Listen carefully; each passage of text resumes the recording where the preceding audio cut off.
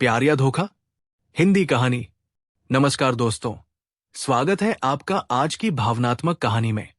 कहते हैं जिंदगी के सफर में कभी कभी अनजाने मुसाफिर हमें ऐसी सीख दे जाते हैं जो पूरी जिंदगी बदल देती है। आज की कहानी भी कुछ ऐसी ही है। एक लड़की, एक ट्रेन का सफर और एक सच्चाई जिसने उसकी दुनिया ही बदल दी। आइए शुरू करते हैं प्यार या धोखा। सफर में सामने आया सच। 15 सितंबर की शाम थी।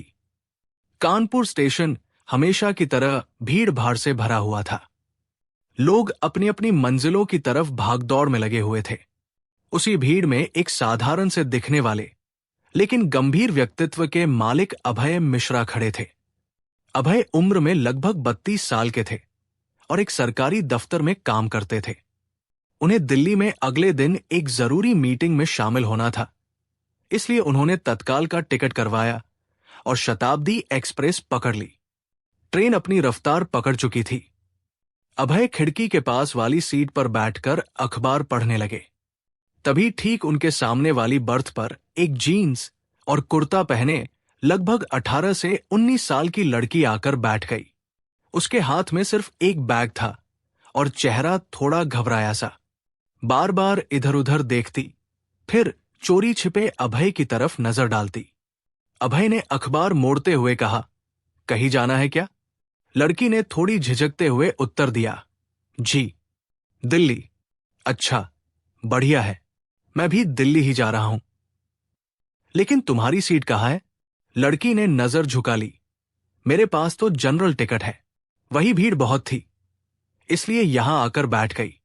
अभय को समझ आ गया कि लड़की परेशानी में है। उन्होंने मुस्कुराकर कहा, कोई बात नहीं, जब तक टीटी आए बैठो, शायद सीट भी मिल जाए। थोड़ी देर बाद टीटी आया। उसने लड़की को स्लीपर का टिकट बना तो दिया, मगर सीट नहीं दी। लड़की थोड़ी उदास हो गई, पर अभय ने उसे ढांढस बंधाया। कुछ देर चुपी रही। अभय ने सोचा माहौल हल्का किया जाए। तो पढ़ाई कहाँ तक हुई है तुम्हारी? लड़की ने धीरे से कहा, मैं इंटर की स्टूडेंट हूं, 12वीं में पढ़ती हूं। अच्छा, परिवार में कौन कौन है? मम्मी, पापा, एक भाई और छोटी बहन। अभय को लगा लड़की किसी बात से परेशान है। तभी उसने मोबाइल निकाला, उसमें सिम डाला और किसी को फोन किया। आवाज बहुत धीमी थी, मगर इतना सुनाई दिया कि वह किसी को अपना लोकेशन बता रही थी। अभय ने हंसते हुए पूछा, पापा को बुला रही हो रिसीव करने? लड़की ने नजरें चुराकर कहा, नहीं, पापा तो गांव में है। तो भाई? नहीं, दरअसल वो है। अभय समझ गए।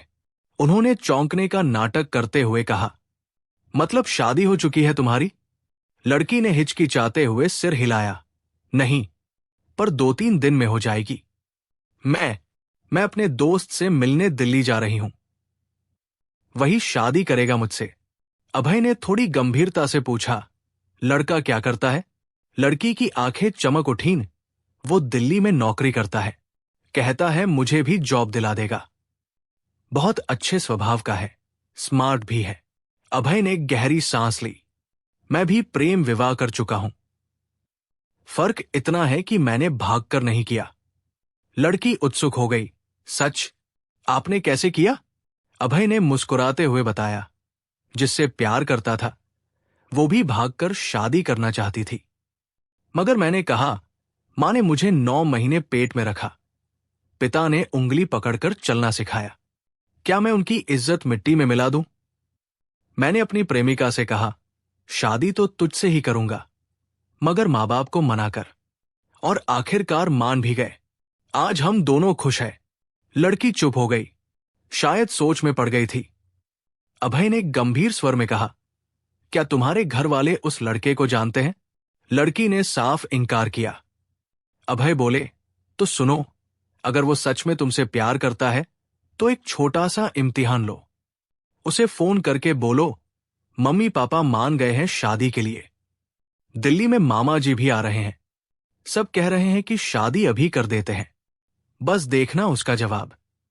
लड़की पहले तो डरी, मगर फिर हिम्मत करके वैसा ही बोला, फोन उठते ही लड़के की आवाज बदली थी। क्या बकवास कर रही है तू? तेरी जैसी कितनी लड़कियां आई और चली गई।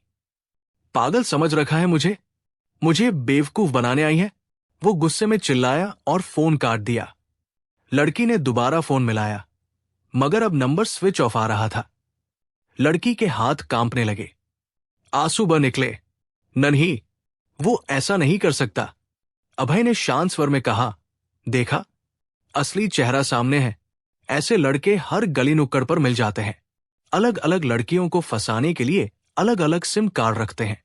सोचो, अगर तुम आज उसके साथ चली जाती तो, घर से भाग जाती तो शायद कभी घर लौट ही नहीं पाती। लड़की रोते रोते बोली, अब मैं क्या करूं? अभय ने पानी की बोतल बढ़ाते हुए कहा, सबसे पहला कदम अपने घर फोन लगाओ। सच बोल दो। माँ बाप नाराज होंगे, डांटेंगे भी, मगर वही तुम्हारे असली साथी है। लड़की ने कांपते हाथों से नंबर मिलाया। दूसरी तरफ से किसी अधेड़ आवाज ने चिंतित होकर कहा, हेलो, बेटी कहाँ हो? हम सुबह से ढूंढ रहे हैं। खाना पीना छोड़ दिया है सबने। लड़की की रुलाई फूट पड़ी, पापा, मैं बहक गई थी, लेकिन अब समझ गई हूं। कल तक घर पहुंच जाऊंगी। उसके पिता की आवाज भी भर्रा गई, कोई बात नहीं बेटी, बस जल्दी आ जाओ, घर तुम्हारा इंतजार कर रहा है। फोन रखते ही लड़की अभय के पैरों पर झुकने लगी। आपने मेरी जिंदगी बचा ली। अगर आप न होते तो। अभय ने तुरंत उसे रोक दिया। नहीं बेटी, मैंने कुछ नहीं किया, बस तुम्हें सच दिखाया। असली शुक्रिया तुम्हें अपने माँ बाप का करना चाहिए। अगले स्टेशन पर लड़की दूसरी ट्रेन पकड़कर घर के लिए रवाना हो गई। जाते जाते उसने बार बार अभय को धन्यवाद कहा। अभय खिड़की से बाहर देखते रहे। उनके दिल में संतोष था कि आज उन्होंने किसी की जिंदगी अंधकार से बचा ली। सीख, इस घटना ने फिर साबित किया, प्यार कभी छुपाने की चीज नहीं होता। जो वास्तव में अपना होता है, वो परिवार और समाज के सामने डटकर खड़ा होता है। घर से भागकर शादी करने वाले रिश्ते अक्सर धोखे और बर्बादी की तरफ ले जाते हैं। हर माँ बाप को चाहिए कि वे अपने बच्चों को इतना विश्वास और प्यार दें कि वे अपनी हर गलती, हर चाहत बिना डर बताएं।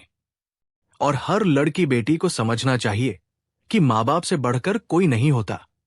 आपको हमारी कहानियां पसंद आती हैं तो प्रेरक कहानी चैनल को सब्सक्राइब करें और बेल आइकन दबाना न भूलें।